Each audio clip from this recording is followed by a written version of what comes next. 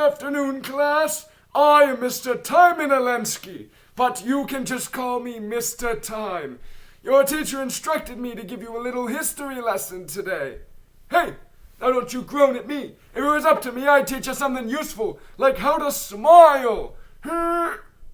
Oh, you can't see it because of the mask. I'll never become a substitute teacher, kids. Kills all your joy. What was I doing again? Ah, yes, history, right.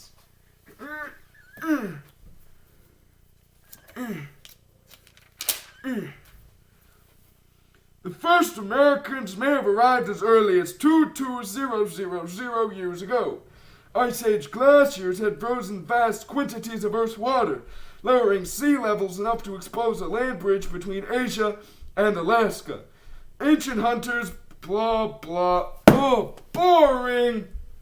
Look, I'm older than all of you by like, 5, 7, a lot of years. So I'm gonna tell you how it really happened. From Adam to Eve. Alright, here we go. In the beginning, there was a lot of nothing.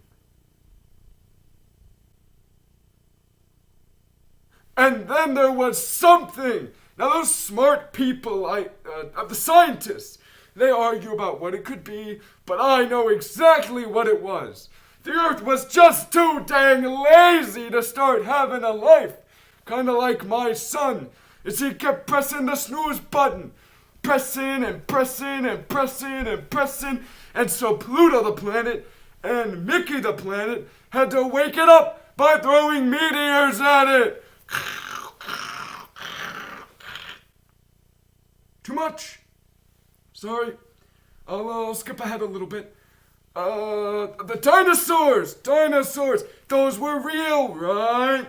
Wrong! Dinosaurs never existed and never got hit by a meteor because it was all a cover-up for the Earth so that Joe Biden and Bernie Sanders could steal from the 1%. Yes. 1%. Okay, let's skip ahead a little more to our first human. I mean ape. You see, apes got really smart after eating a ton of cookies. And, well, they started crawling and talking, but not full sentences, of course. More like garunk, which meant certain things like, hey, sup, or do you know what happened to all the bananas I was storing in my cave next to the big rock? Oh, and they also made the first movie ever, Planet of the Apes.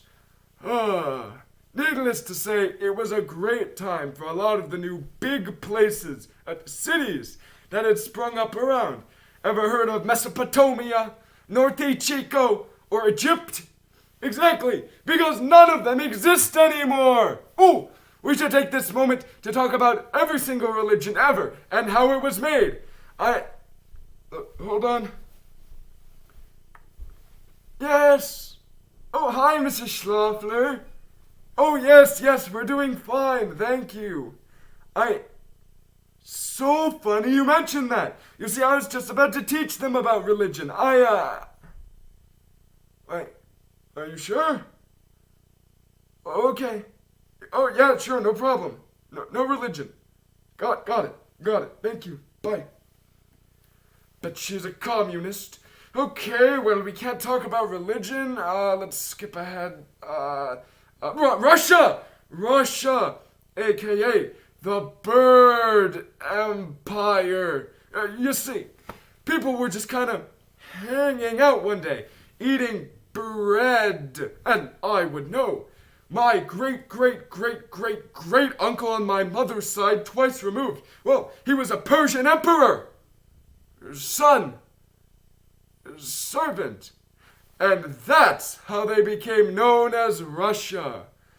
And then you had the Silk Road, a road made entirely of silk and milk. Hey, those rhyme.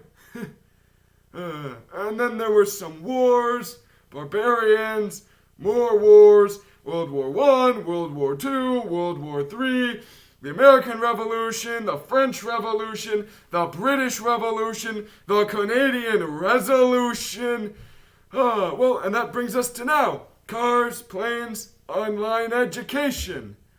Oh, look at that. Class is almost up.